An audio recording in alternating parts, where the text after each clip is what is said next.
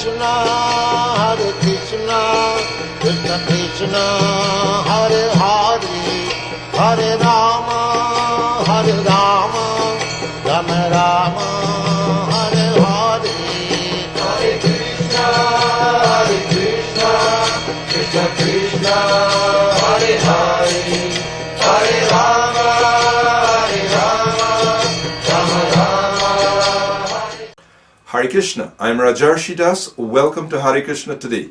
On today's program, I have a special guest with me.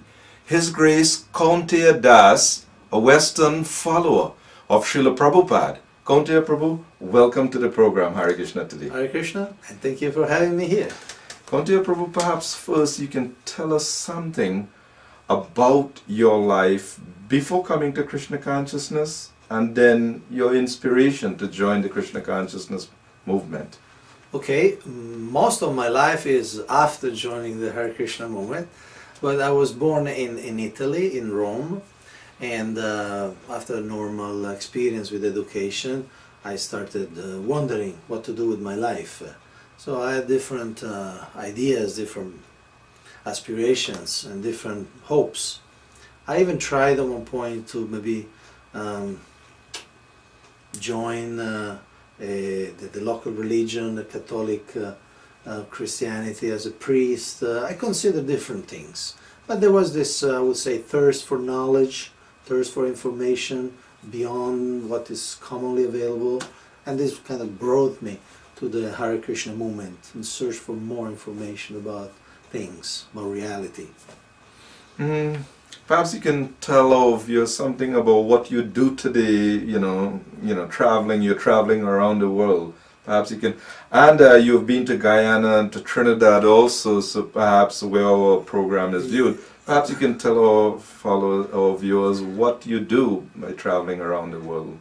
Yes, what brought me to the Caribbean, especially Trinidad and Guyana, which was part of my most pleasant experience in this moment, is serving as coordinator for the Ministry of Congregational Development. We work on community building, so we travel, we present courses, seminars, workshops on how the different Hare Krishna communities can improve the service to their members, to the members of the community. And I also help the governing body commission, the GBC, in strategic planning, in organizational development. These are basically my services. Okay. Now, Srila Prabhupada came to the West and did something revolutionary. He introduced the ancient teachings, the scriptures of India, and this created such an impact all over the world. So perhaps you can tell us something about what, was so great about this teaching or Srila Prabhupada, what he presented, that created such an impression in the world that he made so many people all over the world adopt spirituality in a way that seems to be quite different from what a lot of people are accustomed to. One thing I would say is that the message of Srila Prabhupada in the Vedic tradition is a valid description of reality. At least we accept it as such. And our experience confirm this type of observation.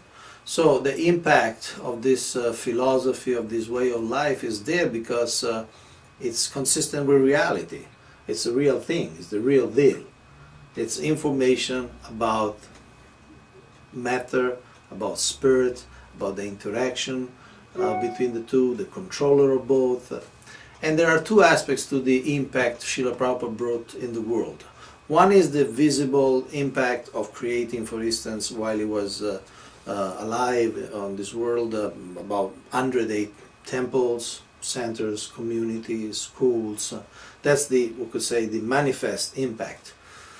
Centers that kept multiplying over the years after his disappearance in 1977, and creating a movement that now is present in most countries in the world. That's the manifest impact.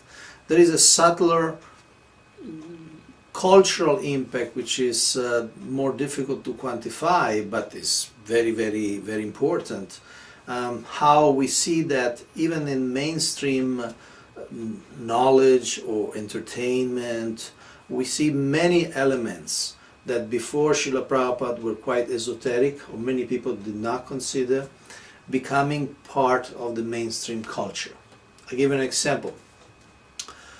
Reincarnation. Before the 60s, before the 70s, was a very, very controversial, we could say, subject. But nowadays, even in popular entertainment, or even in publicity, it's an element which everybody is familiar with. The other day I saw one advertisement for the new Volkswagen Beetle.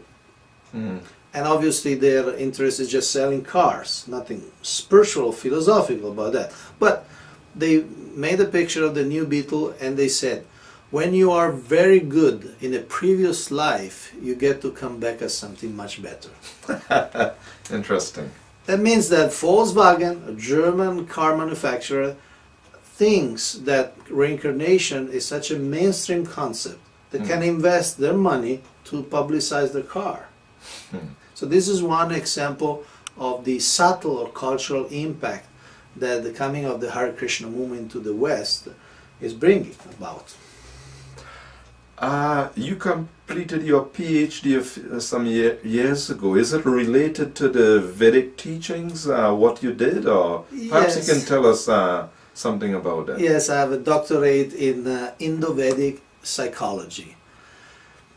Unknown to most people, the Indian tradition, the Vedic tradition is very rich in teachings about the mind, the working of the mind, psychotherapy, how people can become more functional, more adjusted, more harmonious with themselves, with other people, with the environment.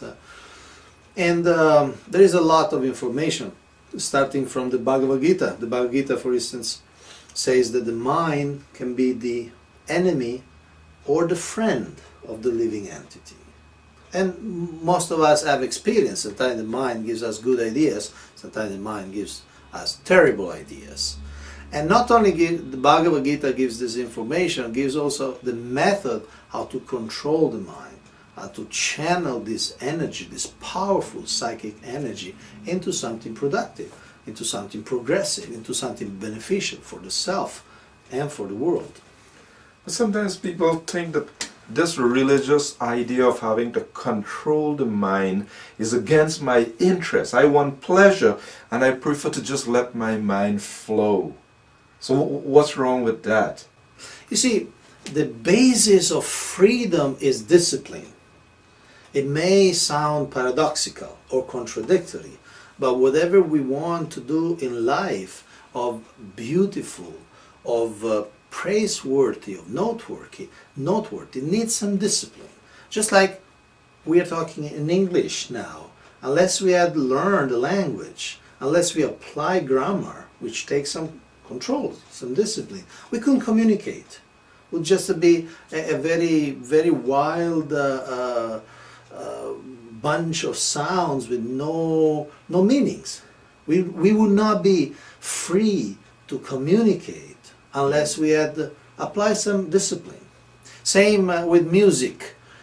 We all love music. I think I can speak for everybody that we all love music.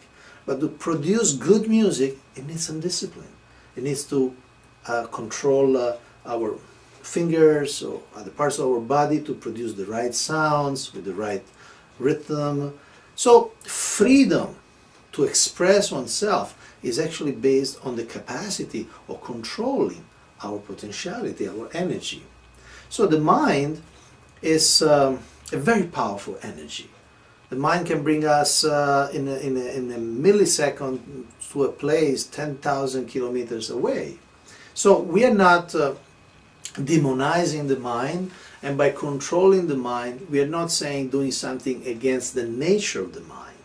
But it just means that we need to remove the bad habits, the self-destructive tendencies of the mind. Now the Eastern teachings go into detail about senses, mind, intellect, ego, false ego, self, whereas sometimes in the Western thought it is not so much there's not so much detailed information, but in the yoga practice, you speak about controlling senses, mind. Could you speak about the different aspects of our personality? Because today people look into the mirror and they think, this is me. So perhaps you can speak a bit about that basic Sure. information.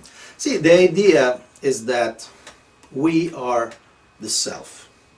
And the self, as spirit soul, it's beyond time and space. We don't really belong to this world. We are guests in this world.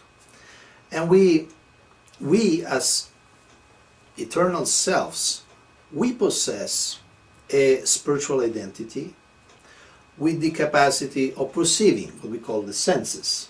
We can see, we can touch, we can smell, we can hear, we can taste. Those are capacity of the pure soul, of the real self.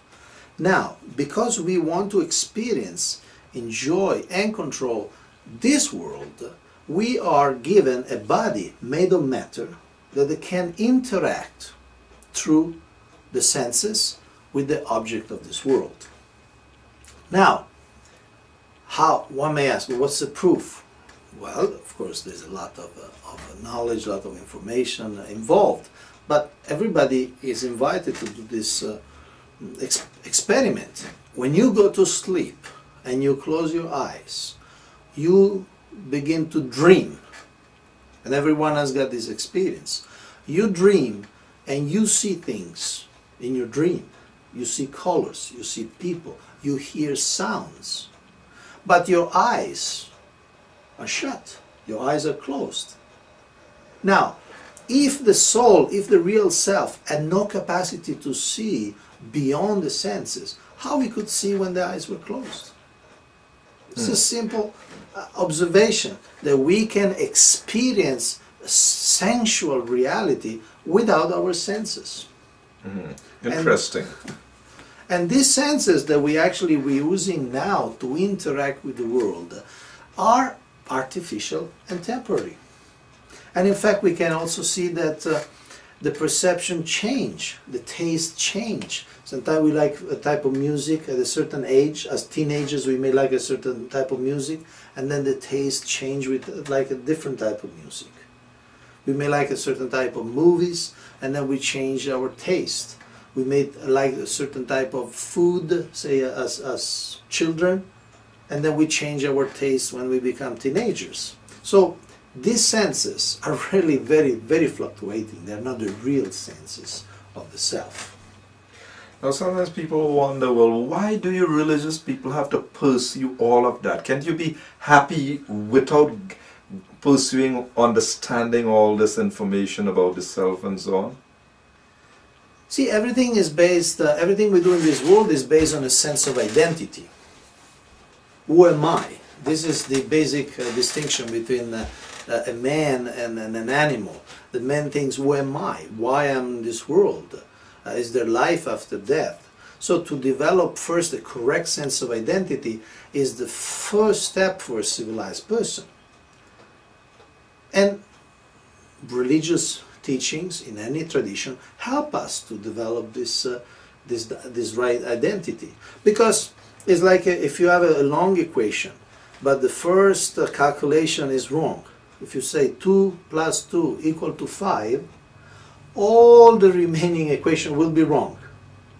Similarly, if we start with the wrong sense of identity, thinking, I am this body, I am this physical arrangement of senses, I'm this flesh, these bones, then everything we build in life, even if it's cities and countries, will be based on the wrong concept, and nobody will be satisfied.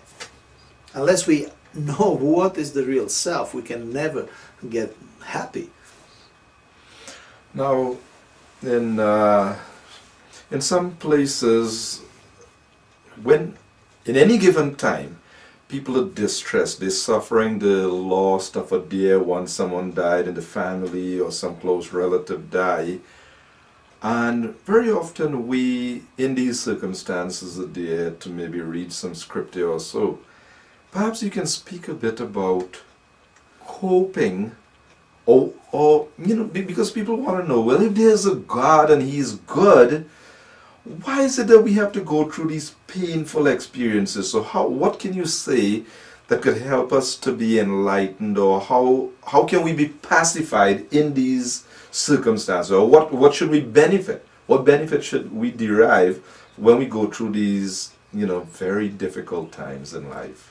See, when we are in difficult times, and difficult times as part of the nature of this world, we need to remember or to learn that we don't belong to this world, that there is a fundamental incompatibility between the self and the world. And why is that? Because as selves, as eternal living entities, we hanker for eternity. We hanker for permanent relations, permanent exchanges of love. And this world does not provide that. We start to loving somebody as a son, or as a father, as a mother, and just in the course of time that relation is interrupted. So yes, it is painful, but there is an element, there is a silver lining, there is an element of education, there is an element of training. These experiences need to force us to understand we don't belong to this world. There is something foundationally wrong in being in this world, because spirit is eternal and matter is temporary. And eternal spirit who wants to eternally love cannot do that in this world where everything is temporary. So yes, it's painful, but we should take the pain as an inspiration, as an energy that inspires us for self-realization. Just like the Christians rightly teach, don't build treasures in this world where the rust destroys everything, where thieves will steal everything, but build treasure in heaven where they are protected forever. So this pain and this suffering should encourage us not to invest our faith in this world, because anything that we can achieve in this world will be lost at one point. The thing is that our present-day society prides itself in being very advanced in science and technology and so on. But when we observe the world today, we find it very chaotic. Nations, you know, people are protesting, crime, drug abuse, and so on. So something seems to be fundamentally wrong. That is, you know, despite all our advancement in science and technology, our attempts for pleasure bring about so much distress. What is the underlying problem? It's true. Well, when you were talking, it made me remind one article I was reading some time back. It was an article of the beginning of the 20th century. And it was at the beginning of the cars in North America. So the article was saying, this car is a fantastic invention.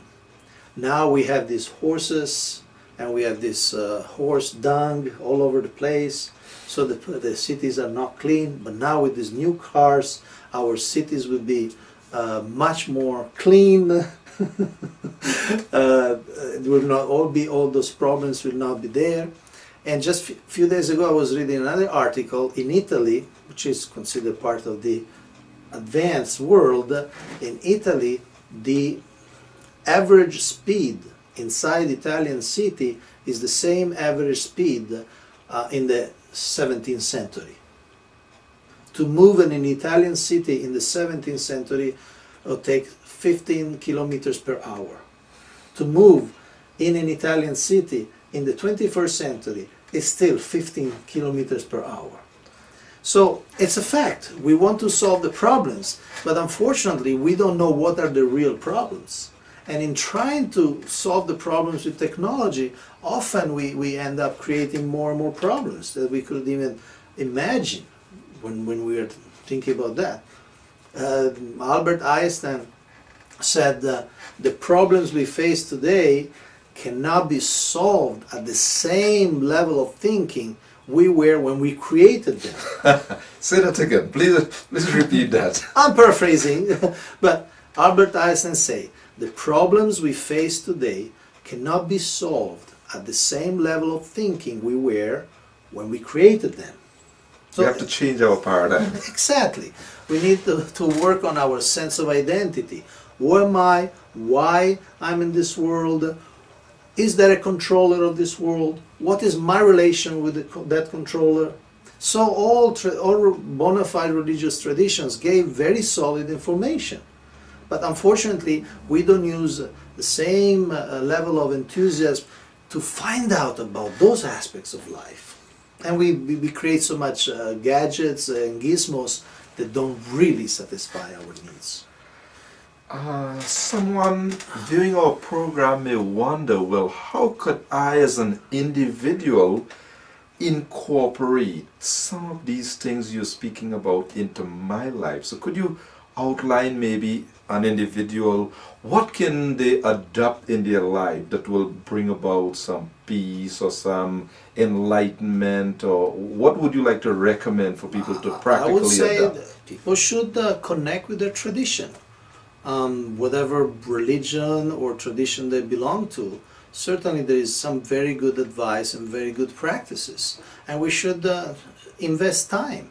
We invest so much time reading newspapers, and they're just temporary information about politics and sports and economy.